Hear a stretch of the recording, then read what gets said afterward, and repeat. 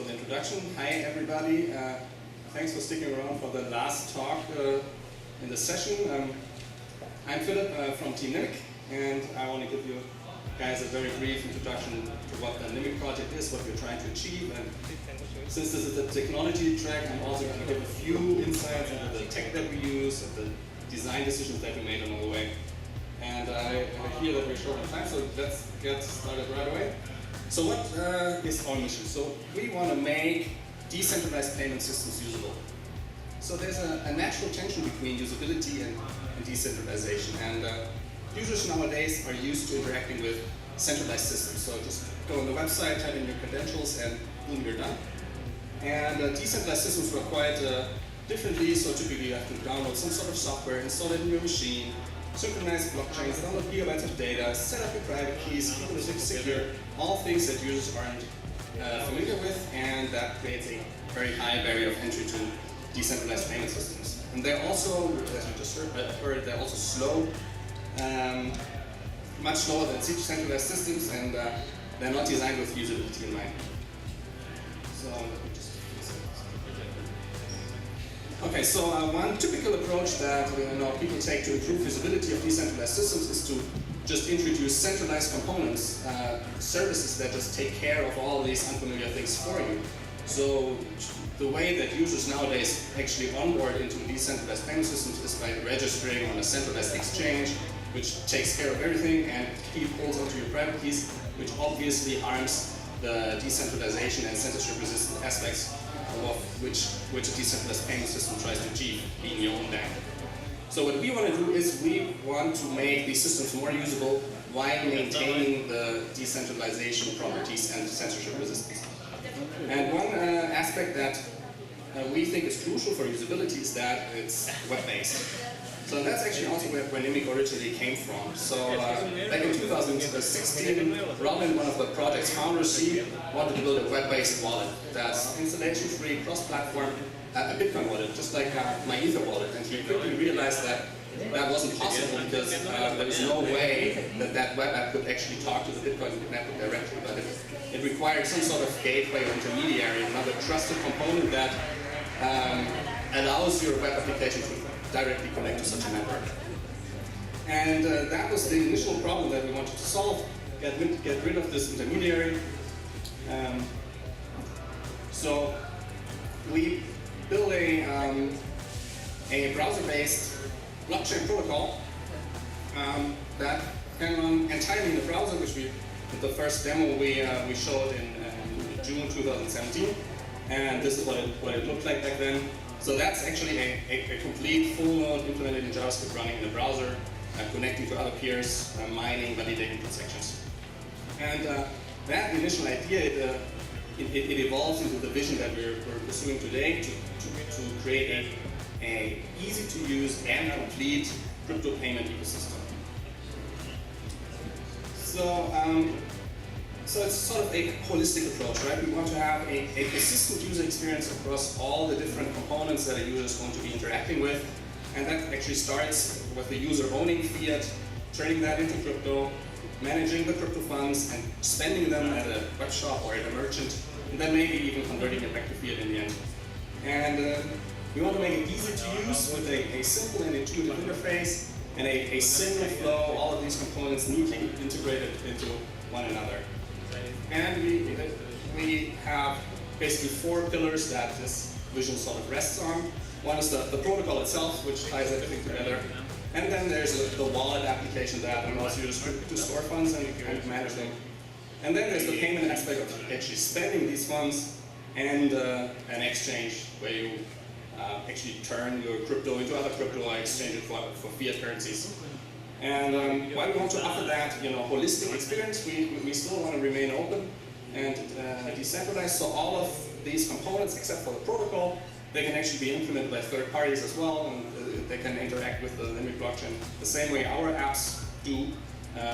It's just one way of accessing the network. And so I'm just going to briefly touch on all of these components and where we are right now and where we want to go. So let's start with the protocol.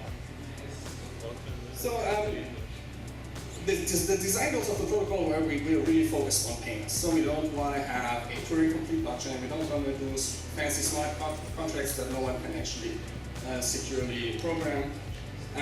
So we just want to do payments, and that's it. Also, we want to treat browsers as first-class citizens of the network. So they should, have the same sort of level of access than any other full node that you need to download and install into your machine. So browsers are really, they are just like any other node. And we want a fast synchronization, so the days of downloading blockchain data. And especially, that's especially important for efficient light clients. So while originally we actually had full nodes running in the browser, this obviously doesn't make sense in the long run. It's a nice technical demo, but ultimately users are going to be using light clients in the browser. They want to prove their balance. They want to send transactions directly connected to the network. But full nodes are obviously something that is going to be run on servers. And the blockchain itself is actually a pretty classic proof of work blockchain design.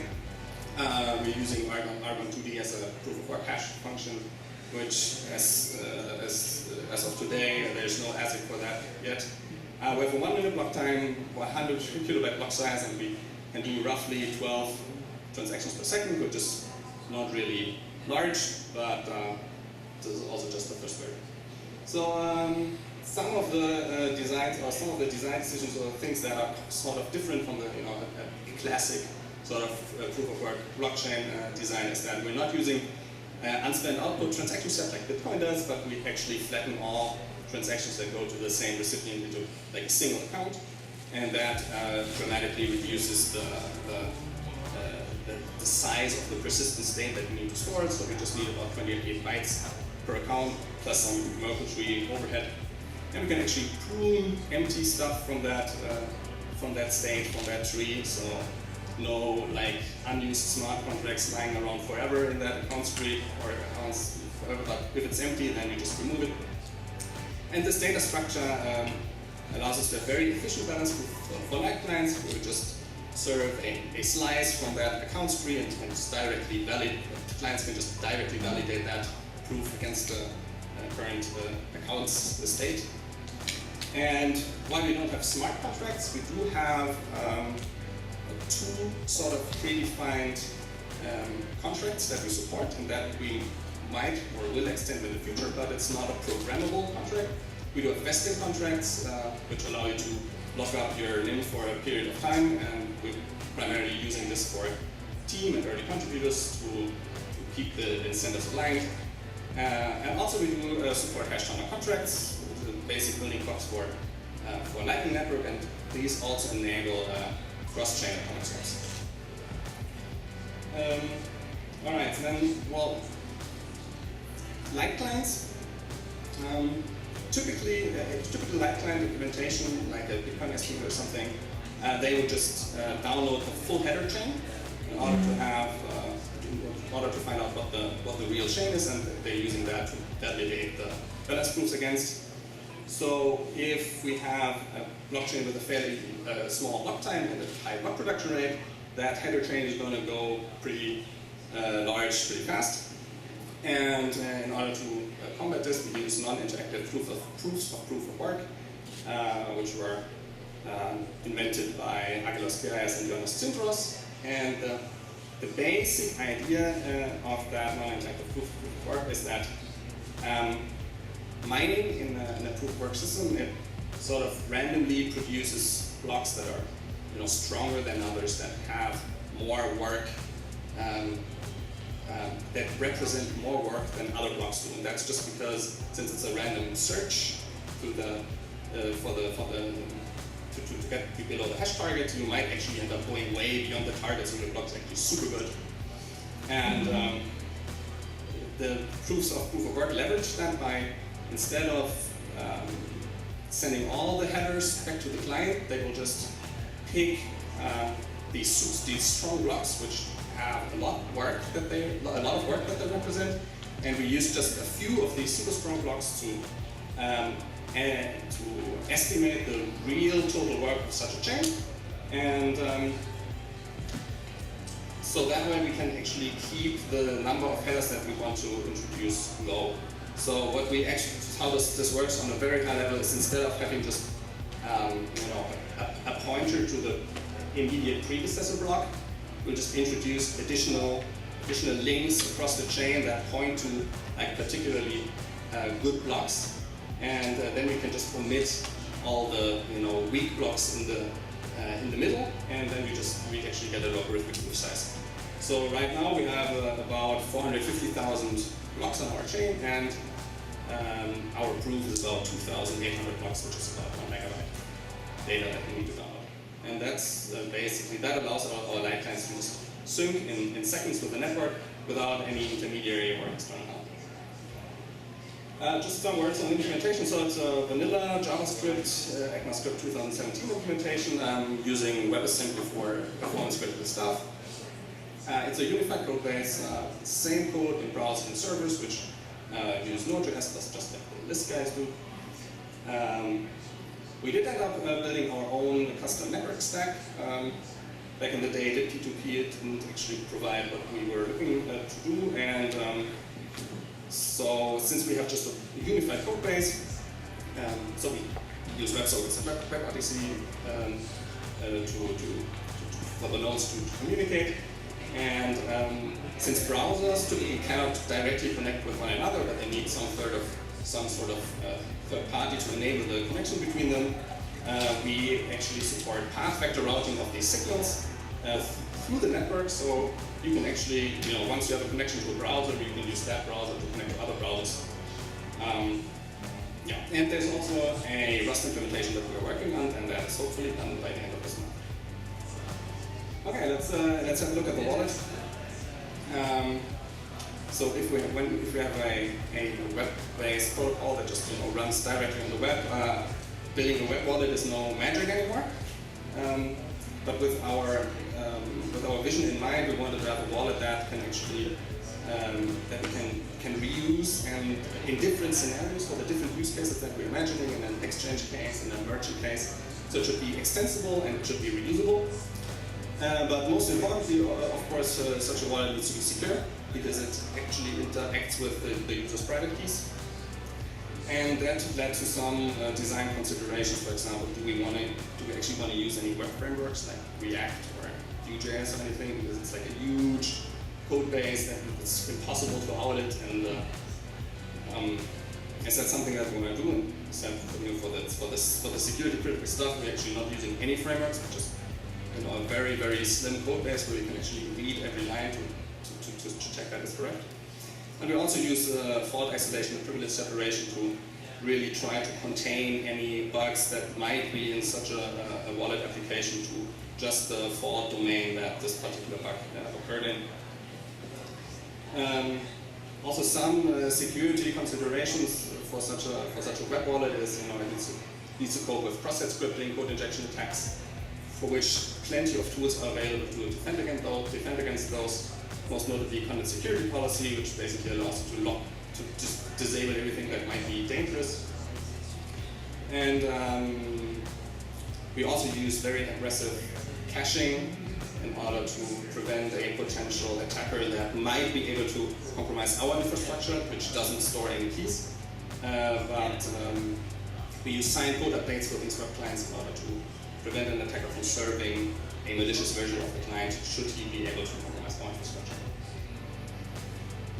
So this is basically the different components that this wallet is made out of. So we have the safe, which is basically the wallet app. It's the wallet front end, we call it the safe. And then there's there's the Nimiq network, obviously, a light client, and the safe talks to the network in order to retrieve transaction history and balance proofs.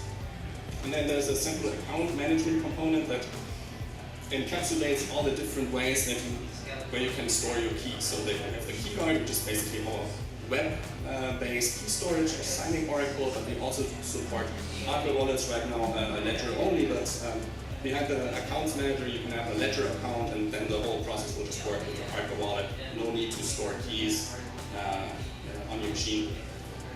And it's very briefly, so if we want to send a transaction, this is basically the most interesting case. the same is just going to send a signed transaction request to the accounts manager, which will just forward this to the respective key storage and sign the transaction, return it, and then it will be relayed to the network. And all of these different components, they're completely isolated from one another. They're all running their own origins, and they're mutually distrusting. So if there's a bug in one of these components, then it will not affect the others. And this is what it looks like. So this is basically the safe user interface that allows you to send a transaction to peers, and we use this human readable address format, which is IBAN inspired, which was sort of very remotely like a bank account number. And if you want to send a transaction, then you're actually going to be, right now you're going directly to the keygun because there's just a single account. So accounts manager is sort of invisible, where you confirm this transaction, type in your password, that's it. And then you basically send back to the same way the transaction is shown. And if you're not, so I mean the recommended way to store your keys is a hardware wallet anyways, but if you're not, if you don't want to store your keys in your browser, then you can also do it my Etherwallet style, where you just log in every time that you want to send a transaction. And we created these login files, which is basically a sort of a paper wallet format. And we created a standard out of this called image wallet that is also going to be used by other actors in the Nimiq ecosystem, with one standard wallet format that is compatible with all the different Nimiq applications. But this standard can actually, it uses the deterministic wallet, so we can derive basically any sort of other derived keys from any other blockchain with this format. Okay, let's have a quick look at payments. So web payments are like the obvious thing to do here in the web-based blockchain. So what we want to have is a PayPal style checkout experience, really a single flow solution where there's no break in the process where you need to switch to another device or scan like a code or switch to your wallet app. But just like PayPal, you stay in your browser and you basically just keep clicking on things, type in your password, and that's it. And also with the decentralized mindset, we don't want to have a service that offers that, but it's just a software component that you as a merchant can basically just, you use the plugin in your web shop, and you don't need to register anywhere. But if you decide to accept NIM, you just use this, and users can then really conveniently check out in your store with NIM. And that's, of course, everything is completely client-side, so there's no service involved here. So this actually works very neatly with our wallet design, because we just basically swap out the safe front end for any other third party that wants to initiate, that wants to receive NIM, so that wants to initiate some sort of transaction request. So this accounts management API is basically open for third parties to use. So if you want to receive NIM, then it just works the same way. It also might be like a donation button on your website, anything that you can imagine if you want to receive NIM, and then the whole thing just looks like before. And optionally, if you as a merchant you don't want to deal with the network part, then the accounts manager can also relay stuff to the network if necessary.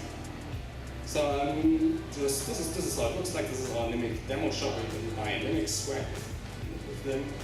And if you click the pay for order button, then you basically take to the accounts manager, which we will see here for the first time, where you choose an address for your ledger or your account that you want to use to pay, and you see the shop domain that initiated that request. And then it looks very familiar, but like before here in the keygun, you basically just confirm that it's actually typing the password, the transaction is sent to the network, that's it. And tonight, after this talk, after the closing keynote, at the closing event, you can also try out our point of sale demo. So we're going to be, as Richie mentioned, we're going to be selling ears and Mate for NIM. So you can actually try out this point of sale experience yourself. So I'm not going to be showing anything for that. So final component, exchange. So We're not implementing so obviously we want to do a decentralized exchange, right? Not a centralized one. So we're not building that ourselves, but we partnered with the team from Agora which are building a decentralized exchange. So it's not custodial, so no need to send your crypto or your fiat there. And it uses cross-chain atomic swaps to basically do crypto-to-crypto exchange, and it's also all client-side and all browser-based, so no need to install anything.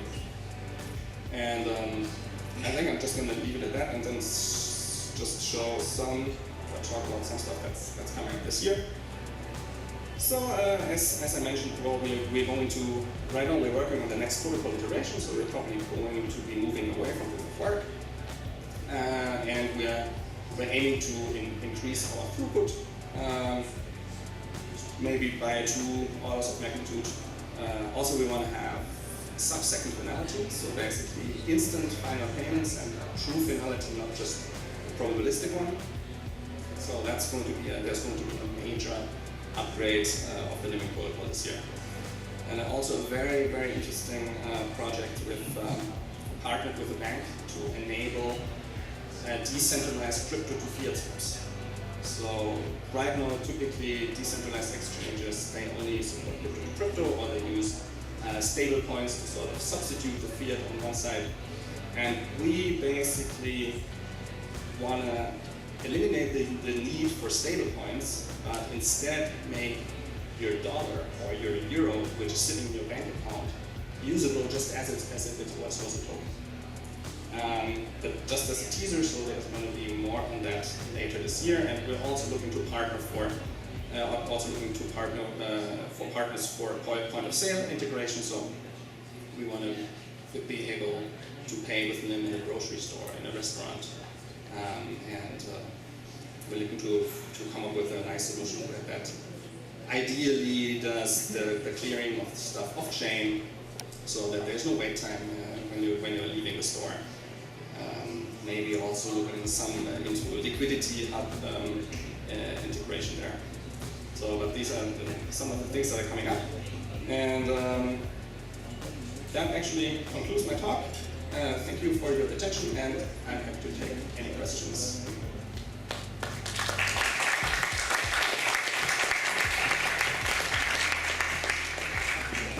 So we were rushing before because the keynote, but they also got delayed, so we have some time for questions. Maybe Javier first, and you raise your hand. Sure.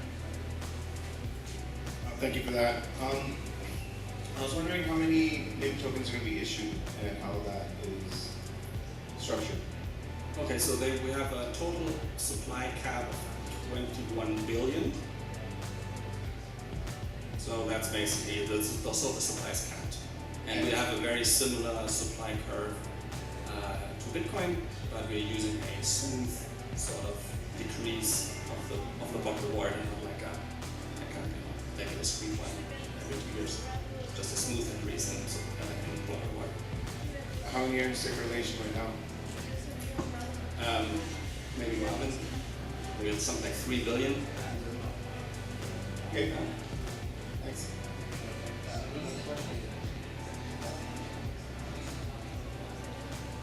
Any other questions? No? Okay. So, let's give it up for Philipp. Thank you guys.